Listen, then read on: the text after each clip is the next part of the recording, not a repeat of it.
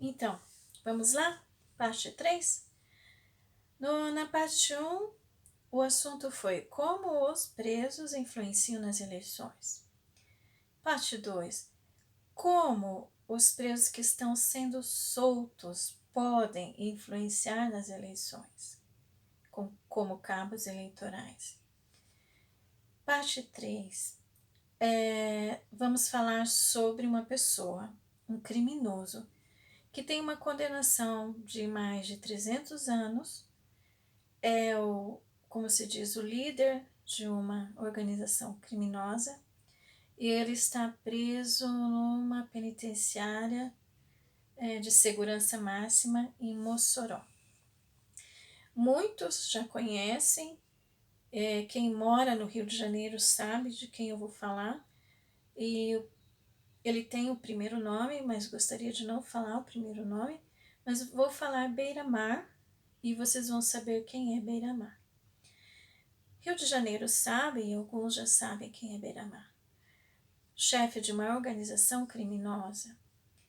E ele deu uma entrevista em abril de 2019, onde teve uma parte da entrevista que o entrevistador pergunta a ele: o que é que dá mais dinheiro no mundo do crime? E ele responde.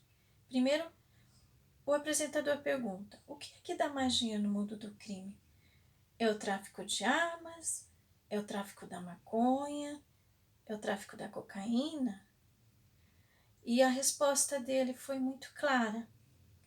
Ele diz que o que mais dá dinheiro no mundo do crime é a política. Pasmem, ele disse nessa entrevista que a família está há mais de 30 anos envolvida na política. Imaginem, há mais de 30 anos, criminosos estão envolvidos com política. Políticos estão envolvidos com criminosos. É por isso que nós temos a situação que nós temos. É por isso que nós vemos leis favoráveis a criminosos. E ele disse nessa entrevista que como a família dele está há mais de 30 anos, né, e que ele tem contato desde vereador até governador. E ele diz que para uma pessoa entrar dentro dessas áreas controladas por eles, ela tem que ser levada até lá, ela tem que ser colocada até lá por alguém conhecido. Então, alguém coloca eles lá dentro, o político, eu estou falando do político, coloca lá dentro da área deles, porque ele não pode entrar sem a permissão. Então, alguém tem que colocá-lo lá dentro. E a partir do momento que o político entra nesse mundo, né, nessa área aí de crime, do crime organizado, pasmem, ele diz que tem que se manter a base, tem que ter uma base ali, que o político tem que ter uma base ali dentro, né? E isso foi bem claro, porque na prefeitura municipal, na Câmara de Vereadores de Duque de Caxias, ele colocou 2 filhos, esse criminoso, 2 filhos, colocou a sogra e a ex-mulher, estavam trabalhando ali na Câmara Municipal de Duque de Caxias. Olha até que ponto chega o envolvimento dos políticos com essas pessoas. E ele falou assim de uma maneira muito natural, como se fosse a coisa mais natural do mundo. Então, o que nós estamos vendo, esses habeas corpus coletivos antes das eleições,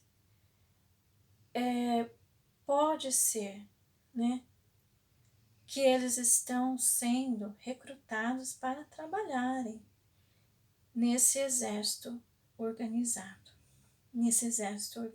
Por quê? Porque nós sabemos que não se pode mais entrar nessas comunidades, nessas favelas. a não ser que com aviso prévio, né, por escrito, quer dizer que dá tempo de avisar o cabeça lá e se organizarem.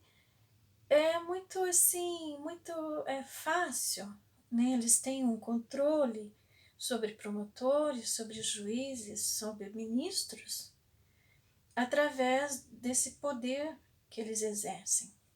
E eles não conseguiram do dia para a noite. Veja bem, ele diz que são 30 anos dessa negociação com a política. Então, não é novidade a gente ver o que nós vemos, os benefícios que quem comete o crime ele tem a favor dele, porque isso já vem acontecendo há muitos anos. Agora que as coisas estão ficando difíceis. Então, essa é uma prova, né? Ele ainda está vivo, ele ainda está na prisão ali, na penitenciária de segurança máxima, e ele teve a oportunidade de dar essa entrevista em novembro do ano passado. Também tem um outro caso de um líder também, mas que nós sabemos que as notícias deram que ele foi enforcado na prisão, né? E não foi noticiado isso, acredite quem quiser.